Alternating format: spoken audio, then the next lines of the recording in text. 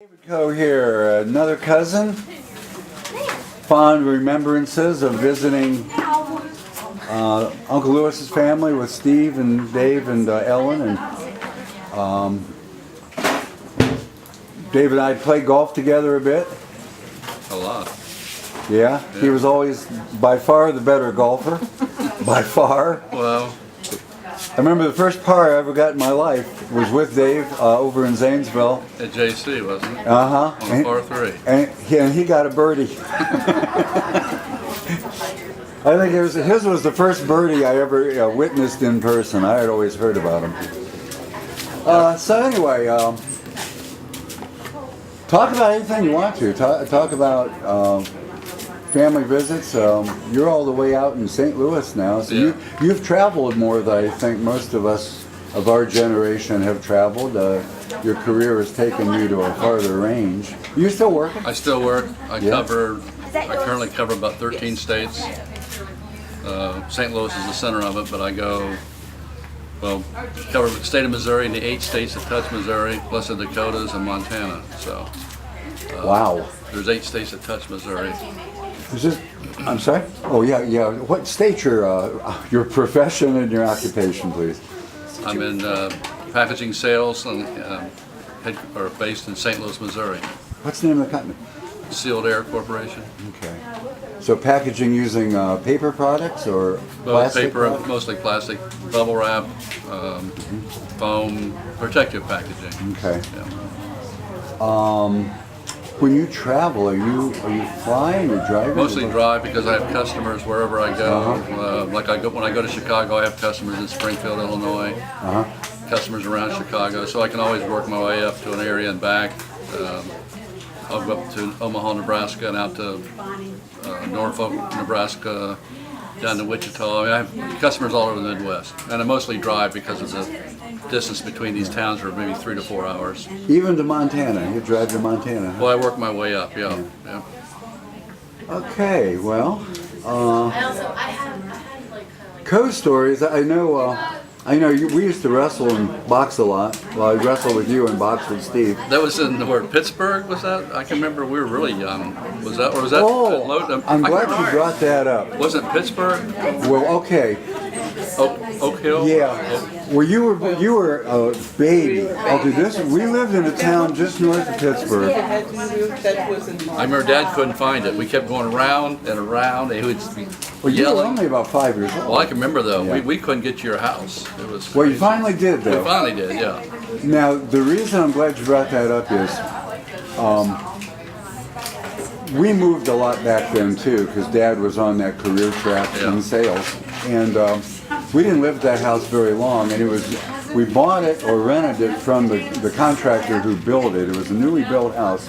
We were the first residents, and I loved it, and it was right on the edge of the woods. But I remember you and me and Steve, during that visit, we walked into my parents' bedroom, and their closet had sliding doors. And I opened up the door because there was a rifle in there. Do you remember that rifle? Because Barely. I remember lifting that rifle and showing it to you guys. And as it turns out, that rifle had belonged to our father's grandfather, Oh, really? Harry Coe. And it was a .44 caliber. I mean, it was a big bore of a rifle that would probably take down buffalo. But Grandma had told us that you could, if you laid down all of the carcasses of the animals that Harry Coe had shot with that rifle, it would have covered that hillside. I don't even know how it got in my father's hands. Out of all of the brothers that it could have gone to, somehow it ended up with my dad. And the next move after that, the movers, it came up missing. Oh, really? Yeah, that was the last time anybody saw that. Wow. And that was a rifle that might have gone back to the Civil War because Harry Coe was in the Civil War as a home guard. But I just have always wondered. Do you remember that, Steve? Yeah. It wasn't loaded, was it? No, I doubt it. I'm sure my dad Get in did. trouble for even having it out? We probably did, didn't we? We had it out, Probably without anybody's permission, Yeah. I guarantee you. Because I just wanted to show it to you guys. I just figured, man, you'd get off on seeing a rifle. I didn't know how old it was. I didn't know who owned it or anything. But I did learn that it was never seen after that next move. We moved to Erie, Pennsylvania, and it was never seen after that. We never visited there, did we? Erie? No. I don't remember that. No, because the next time you visited was probably after we settled in Lodi. And I know there were several of those because you guys, we always went to the Idol Theater. Idol Theater, that's right. And Idol was Lodi spelled backwards. I remember we saw Attack of the Crab Monsters. Yep, and we also saw the Diary of Anne Frank. Yeah. You're right. That's a great memory. So, but yeah, I have many fond memories of the trips down to Zanesville because for me that was the big city.